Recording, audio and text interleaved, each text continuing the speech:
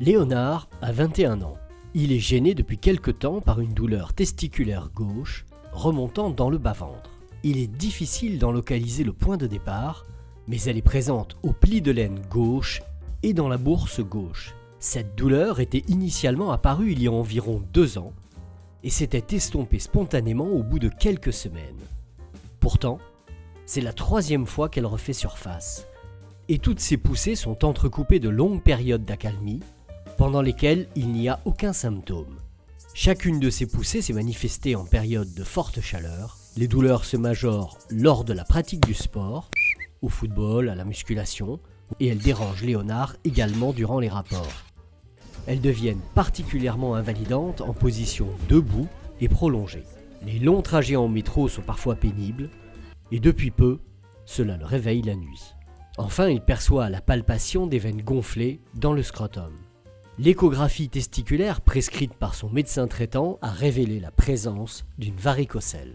Les douleurs et pesanteurs inguinoscrotales gauche sont une manifestation de la varicocèle, pathologie pour lesquelles il existe aujourd'hui un traitement mini-invasif, efficace et bien toléré.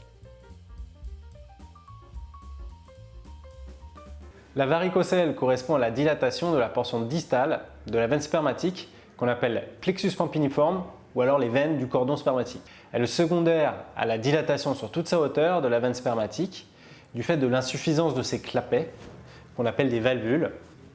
Elle est présente chez environ 20% des hommes et apparaissent à la jeune vie adulte, c'est-à-dire entre 15 et 25 ans.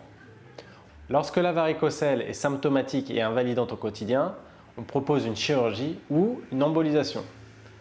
On peut aussi la proposer dans d'autres situations, comme une gêne esthétique ou encore un retentissement sur le fonctionnement du testicule. L'embolisation est un traitement mini-invasif de la varicocèle, pratiqué sous anesthésie locale et en ambulatoire. C'est un traitement qui agit uniquement par les vaisseaux et ne laisse aucune cicatrice. L'efficacité de l'embolisation est superposable à celle de la chirurgie, sa réalisation est indolore, elle agit uniquement par les vaisseaux et ne laisse aucune cicatrice.